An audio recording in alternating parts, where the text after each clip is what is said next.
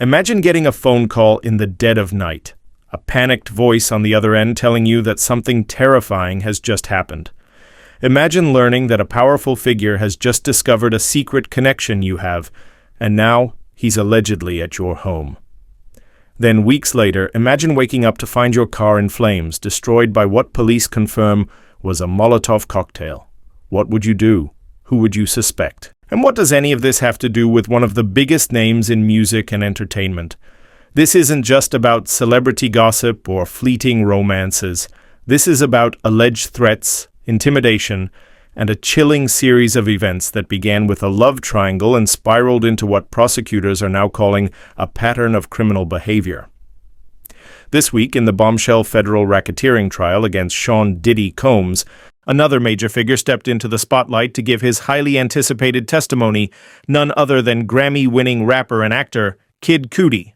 Kid Cudi, whose real name is Scott Mescudi, is known for his unique sound and powerful presence.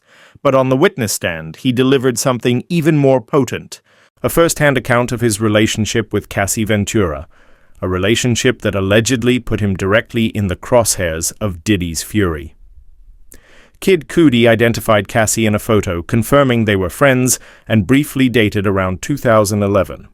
He stated that when they first started seeing each other, he understood that Cassie and Sean Combs had some problems and were no longer together. Or so he thought. The true nightmare began, Kid Cudi testified, in December 2011. He received a frantic phone call from Cassie Ventura around 6 a.m. She was distraught. Why? Because, as she told him, Combs had found out they were dating. Kid Cudi, confused, initially thought their relationship with Diddy was over, but Cassie's voice told a different story. She sounded really stressed on the phone, nervous, scared, he recounted. Her plea was simple. She asked me to pick her up. He knew instantly that something was very wrong, something that required immediate action. After picking Cassie up and taking her to a nearby hotel, they made a call that would reveal even more chilling details. They spoke with Capricorn Clark, one of Diddy's employees. Kid Cudi testified that Clark sounded very scared, sounded like she was on the verge of tears. What could possibly make a high-level employee of a music mogul so terrified? Clark delivered the bombshell. Diddy and an associate were inside Kid Cudi's house right at that moment. And even more disturbing, Clark herself was in a car outside, waiting for them, and had been forced to go along with them over there. This paints a picture of alleged intimidation, not just from Diddy, but potentially extending to his own staff. Kid Cudi's confusion turned to alarm. On the way back to his house from the hotel, he called Diddy. When he asked if Combs was in his house, Diddy's response was chillingly calm. "I just want to talk to you." Kid Cudi, wanting a confrontation, replied, "I'm on my way, I'll be right down." Diddy's final words on that call? "I'm over here waiting for you." When Kid Cudi arrived, Diddy wasn't there. The outside of the house looked normal, but a deeper inspection revealed something was terribly wrong. His security cameras had been moved, something he hadn't done. Inside, gifts he had bought for his family were opened and left on the kitchen counter. And in a final, heartbreaking detail, his beloved dog was locked in a bathroom, a place he would never leave his pet. This was more than just a visit. It was an alleged violation, an intrusion that left a profound impact. The anger boiled over. Kid Cudi called Diddy again, demanding to know where he was. "I wanted to confront him. I wanted to fight him," Kid Cudi admitted. But then, a moment of stark realization. "I don't know who he has with him. I don't know what his intentions are." At that moment, Kid Cudi made a crucial decision. He called the police, filing a police report about the apparent break-in. This was no longer just personal drama, it was escalating into something potentially far more dangerous and criminal. The tension didn't end there. After the alleged break-in, Diddy reportedly sent Kid Cudi several texts. But Kid Cudi, understandably, wasn't interested in talking. "You broke into my house, you messed with my dog, I don't want to talk to you," he recalled thinking. The story, however, was far from over. One morning in January 2012, just weeks after the alleged break-in, Kid Cudi received another horrifying call. His dog watcher told him his car was on fire. His friend sent him photos of his damaged car in his driveway. The jury in the Combs trial was shown these same chilling images. Kid Cudi described the scene himself. The damage of the Molotov cocktail in my Porsche. He explained, "It looks like the top of my Porsche was cut open, and that's where the Molotov cocktail was put in." The damage was so severe his Porsche couldn't be salvaged. His reaction? A stunned, disbelieving, "What the fuck?" The series of escalating events forced Kid Cudi to do something he'd tried to avoid. After the car fire, he finally reached out to Diddy, telling him they needed to meet up, to talk. He had avoided Diddy's attempts to talk after the alleged break-in, but now he felt compelled. "After the fire," he said, "I was like, this is getting out of hand. I need to talk to him." When they met, Kid Cudi walked in alone to find Diddy standing there, staring out the window, with his hands behind his back in a pose Kid Cudi vividly described as like a Marvel supervillain. What exactly was discussed in that chilling encounter? Did Kid Cudi get the answers he was looking for? And what, if anything, did Diddy admit to? The meeting was intense.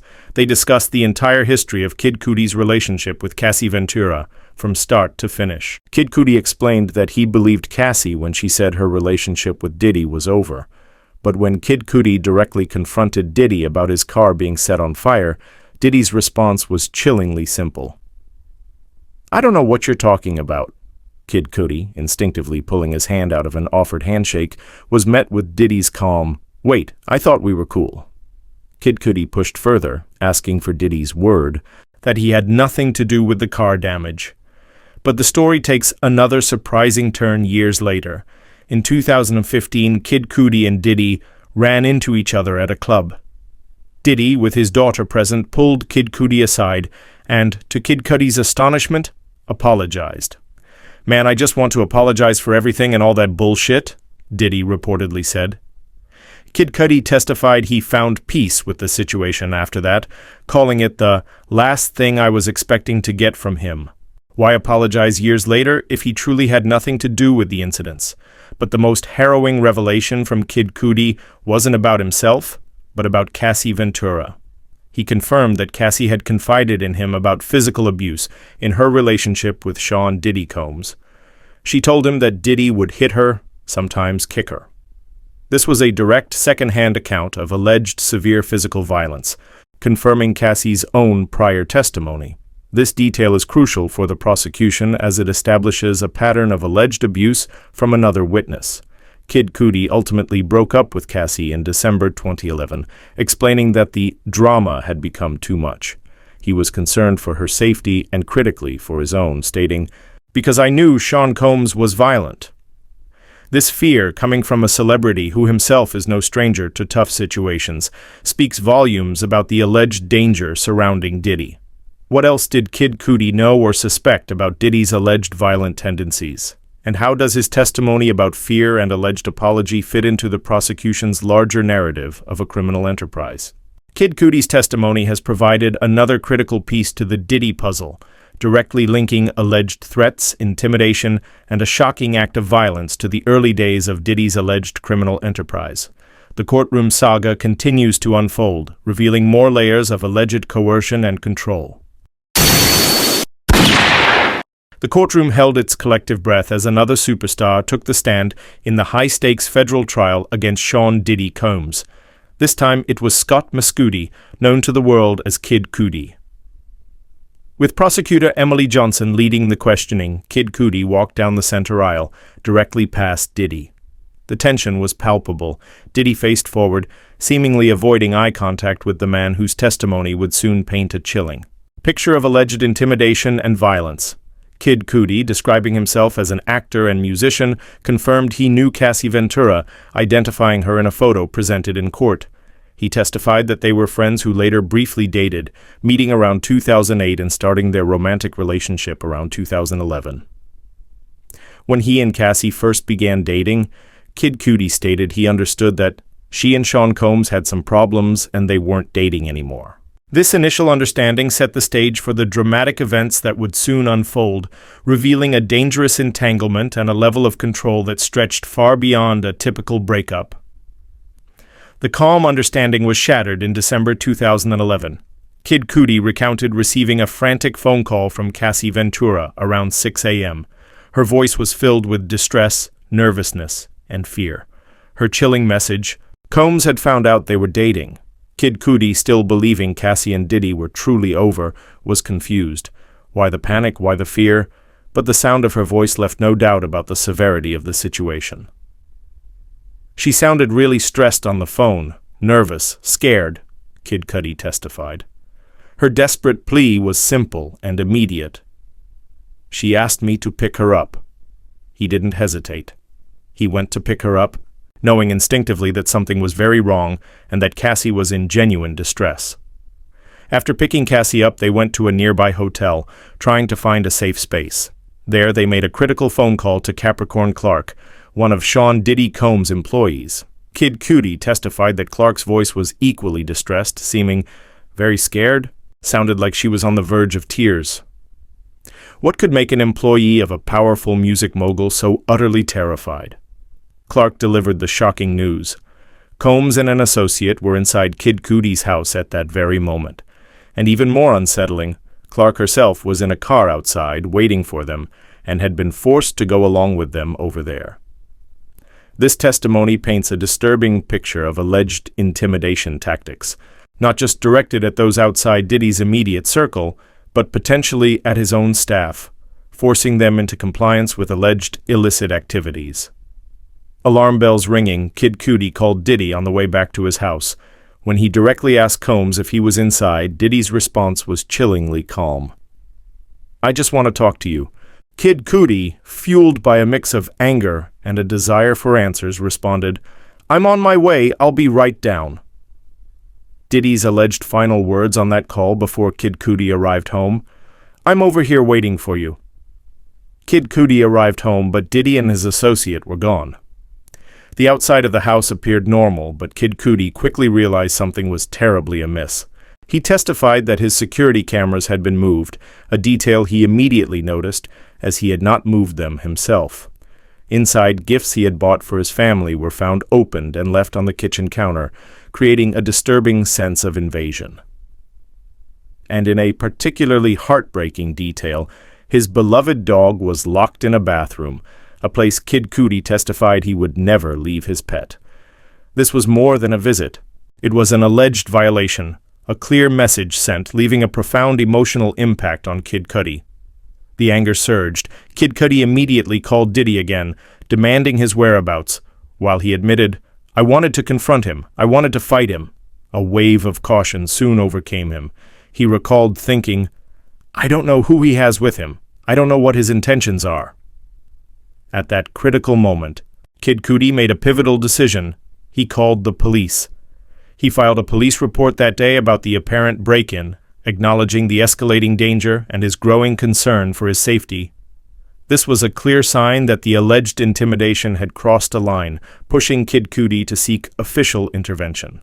The saga of alleged intimidation continued to escalate. After the alleged break-in, Diddy reportedly sent Kid Cudi a couple of texts, but Kid Cudi, still reeling from the invasion of his home, was unwilling to engage. "You broke into my house. You messed with my dog. I don't want to talk to you," he recalled his internal refusal. The chilling events culminated one morning in January 2012, just weeks after the alleged break-in. Kid Cudi's dog watcher called him with terrifying news. His car was on fire. Kid Cudi, 45 minutes away at the time, received photos from a friend, showing the devastating damage to his vehicle in his own driveway. The jury in the Combs trial was shown these same harrowing images. Kid Cudi's description on the stand was stark: "The damage of the Molotov cocktail in my Porsche." He elaborated, "It looks like the top of my Porsche was cut open, and that's where the Molotov cocktail was put in." The damage was so extensive, his Porsche could not be salvaged. His deadpan reaction to this shocking act of alleged arson? What the fuck? This incident became a critical piece of the prosecution's puzzle, linking alleged threats directly to a violent act of destruction. The revelations from Kid Cudi's testimony are truly stunning, painting a vivid picture of alleged intimidation and violence that extends far beyond the typical celebrity relationship drama. What do you think about the alleged timeline of events, from the panicked phone call to the alleged break-in and then the shocking car fire? Do you believe these incidents are directly connected to Diddy? And what does it say about the environment surrounding Diddy that his own employee allegedly felt forced to participate in these actions? Share your thoughts and theories in the comments section below. Your insights are crucial to the C-Trends community as we navigate these complex details. Judge Aaron Subramanian paused the proceedings to check on the prosecutor's progress. Assistant U.S. Attorney Maureen Comey confirmed that while George Kaplan's cross-examination took much longer than expected, they were still on track to call all their planned witnesses for the day, indicating the prosecution's determination to keep their case moving forward with a steady stream of impactful testimony. The escalating incidents, particularly the destruction of his car, finally pushed Kid Cudi to do what he had avoided. He reached out to Sean Diddy Combs. He testified that he finally told him that we needed to meet up to talk. Diddy, who had reportedly been wanting to talk to him, now had Kid Cudi's attention. After the fire, Kid Cudi stated, I was like, this is getting out of hand. I need to talk to him. The meeting was set. When Kid Cudi arrived, he was alone with Diddy, who was standing there, staring out the window with his hands behind his back, a posture Kid Cudi eerily described as like a Marvel supervillain. In that tense meeting, they discussed pretty much the whole story about how me and Cassie first started to date to what it was to how it ended. Kid Cudi reiterated that he had taken Cassie's word that she and Diddy were over when he began dating her. Kid Cudi described Diddy's demeanor during the meeting as off-puttingly calm. When Cassie Ventura eventually arrived at the meeting, she explained to both men that we fell in love and things just happened. But the critical moment came when Kid Cudi directly asked Combs about his car. Diddy's response? I don't know what you're talking about. Kid Cudi instinctively pulled his hand away from an offered handshake, prompting Diddy to ask, wait, I thought we were cool. Kid Cudi then pressed Diddy to give his word that he had nothing to do with the car damage. Diddy gave it. The story took an unexpected turn years later. In 2015, Kid Cudi and Diddy ran into each other at the Soho House. Diddy, who was with his daughter, pulled Kid Cudi aside and delivered a surprising apology. Man, I just want to apologize for everything and all that bullshit, Kid Cudi recalled Combs saying. Kid Cudi testified he found peace with the situation after that, calling it the last thing I was expecting to get from him. This raises critical questions for the jury. If Diddy truly had nothing to do with the car explosion, why the apology years later? And how does this apology fit into the prosecution's narrative of alleged intimidation and criminal activity? The twists and turns in this trial are truly captivating. The alleged apology from Diddy to Kid Cudi years later is particularly intriguing. Do you think it was a genuine apology or a tactic to manage his public image? And how do you think the defense will try to spin the Marvel supervillain comment and the chilling car fire incident? Let us know your predictions in the comments section below. And if you're finding this deep dive into the Diddy trial as gripping as we are, hit that subscribe button right now. C-Trends is your go-to source for the most honest, in-depth celebrity news. On cross-examination, defense attorney Brian Steele immediately went to work, attempting to chip away at Kid Cudi's testimony. Steele confirmed that DNA was collected from Kid Cudi's damaged vehicle after the 2012 fire. He then pointedly asked Kid Cudi if he was aware that the DNA results that came back were from a woman. Kid Cudi stated he hadn't heard any follow-up from authorities about those specific results. This line of questioning by the defense is a clear attempt to introduce an alternative theory about the car fire, potentially shifting blame away from Diddy by suggesting a different perpetrator. Steele also tried to portray Kid Cudi as a pawn in Cassie Ventura's relationship with Diddy. He asked Kid Cudi if, when his relationship with Cassie ended, they just stopped talking after being in contact almost every day for about a year. Then, with a direct and provocative question, Steele asked, "She played you, right?" Kid Cudi's response was a simple yet telling, "Yes." Steele further suggested that during Kid Cudi's meeting with Diddy, Kid Cudi's understanding was that both he and Diddy had been played by Cassie Ventura, who was living a double life. Kid Cudi confirmed, "The person who played you and the person who played Sean was Ms. Ventura. True?" "True." This cross-examination strategy aims to undermine Cassie's credibility, suggesting she manipulated both men, thereby potentially weakening the prosecution's claims of Diddy's singular culpability. Defense attorney Steele also sought to clarify the details of the alleged break-in at Kid Cudi's home. Kid Cudi confirmed that despite the intrusion and rearrangement of items, there was no physical damage to his home after the apparent break-in. He also stated that Diddy didn't physically threaten him when they spoke that day, focusing on the lack of direct verbal threats from Diddy during that particular phone call. These points are crucial for the defense to argue that the alleged break-in wasn't as severe as initially presented, or that Diddy wasn't directly threatening Kid Cudi's physical safety during their conversation. As cross-examination continued, Kid Cudi confirmed that Cassie Ventura had indeed confided in him about physical abuse in her relationship with Sean Diddy Combs.